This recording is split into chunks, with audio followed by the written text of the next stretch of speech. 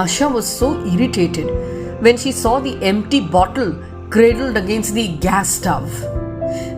So carelessly. It was Ayesha's turn today to fill up the drinking water. And as usual, she had forgotten. Now Asha would have to waste 20 minutes to start the filter, wait for it to turn green, and then start the slow process of filling up the water. Asha was pretty angry, but then she remembered that since last 2 days, she herself hadn't disposed the garbage or cleaned the washroom. No wonder therefore Ayesha had not filled up the huge water bottle today. Asha had come to Mumbai 2 years ago. She was tall, had a very good figure, and was reasonably good looking also. Asha was quite well educated, mind you. Her parents had thought that once she finished her BA and MA, they will look for a match and then marry her off. But Asha had other plans. Since the age of 7, when she had first watched a film in a theatre, she knew that this is what she wanted to do. She would watch every film on television or in the theatre and copy each of the female actors in her room at home. Most of the times Asha felt that she would have done a better job than the female actor in the film. With age, the desire to make it to Bollywood simply grew. After her masters, against all protests, Asha took up a job in a coaching center in Mumbai. For the first few months, Asha did the rounds of every studio looking for a break. But like a typical struggler, she failed to get it. Then, an agent spotted her and offered her a very small role in an advertisement of light bulbs. Asha immediately agreed. The shooting paraphernalia, the makeup, the hairdo, the professional cinematography, the trolley, the sound man, the clap boy. Oh, it was magical to say the least. Asha was ecstatic when the ad was aired. She thought her career will now take off, which was laughable really. Her struggle for the next audition and the next role, it continued. With meager resources, Asha had to share a one-room house with Ayesha. There was a small kitchenette on one side and a washroom on the other side. Ayesha too was a struggler and worked in a call center. Asha and Ayesha barely tolerated each other. They knew that they were competitors.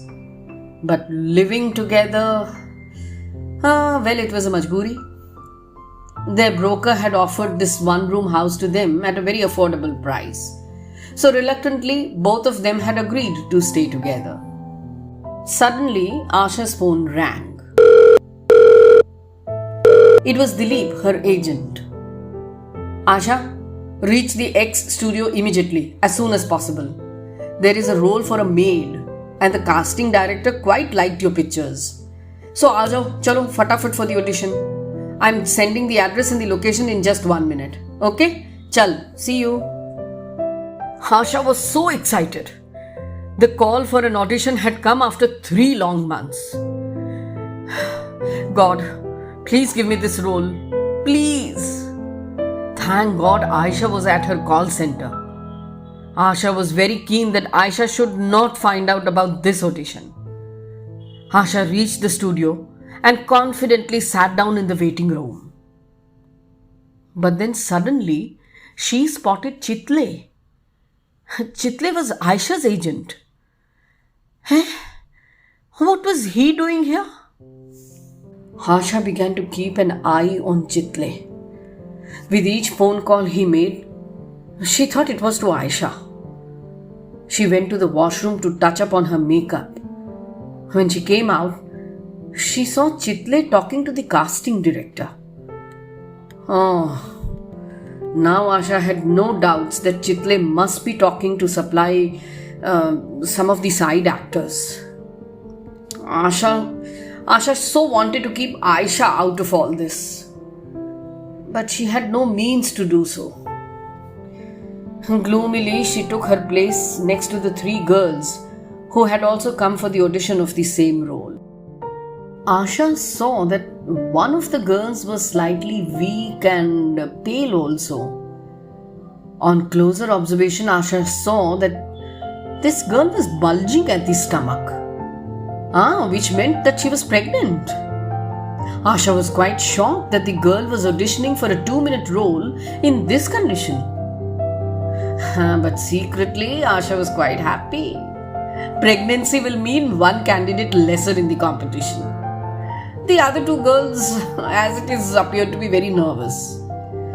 Perhaps they had come for the audition for the very first time. Asha now felt confident and glad. She was sure she will nail the audition now. But just as she thought this, Chitle took out his phone and dialed a number.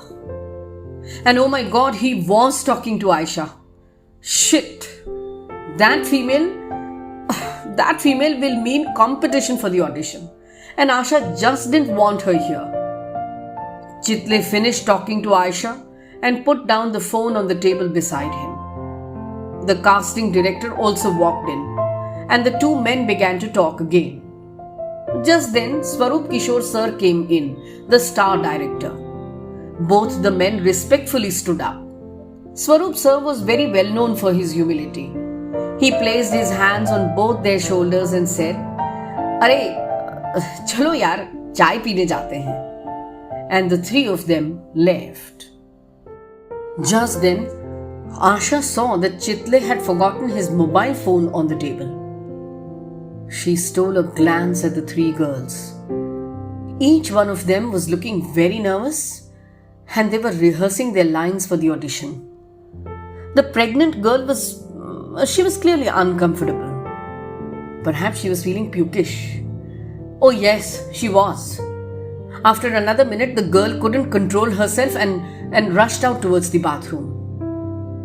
Now it was the two nervous girls and Asha. Asha pretended to look into her mobile as if she was also rehearsing her lines. But her entire attention was on the two girls. Asha knew there wasn't much time. Chitle will discover that he's forgotten a phone in the audition room very soon. With one swipe of the hand, she grabbed the phone. Oh, thank God, there wasn't any lock at all. Asha opened the message section. The last message was to Ayesha, giving her directions and address for the audition. Oh, this means that Ayesha was coming over here for the first time perhaps, but she was coming.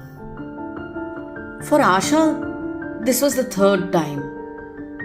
But because the studio was under renovation, Asha had to really walk a long way inside. In fact, that's why Chitle had sent Ayesha the correct directions. Asha began to think. She then began to type a message to Ayesha. Ayesha, the audition room has changed because Swaroop sir wants this room. So enter the studio from the back gate and come straight to the newly constructed building. Come to the first floor, enter the last room on the right. The other girls will come half an hour late. I have arranged your audition sabse pehle. So please come fast. Asha Verma, come in. अंदर आ जाओ audition के लिए. Asha rose with a smile and a confidence that beamed on her face. After the shoot got over, Asha was called by Dipali.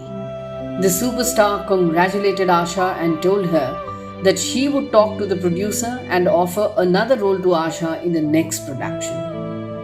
Asha was super thrilled and she jumped with joy. When the stink became too bad, the deserted, half-constructed part of the studio was thoroughly searched. It remains a mystery to everyone how a girl who had featured as an extra in just 2 films had got onto the first floor of the partially constructed wing of the X studio. And she seemed to have opened a door thinking it was a room or maybe a lift. But there was nothing beyond the door. So she must have lost balance and she had fallen down. Chitle was most affected because he had messaged Ayesha to come for the audition in the old part of the studio. फिर ये कैसे हो गया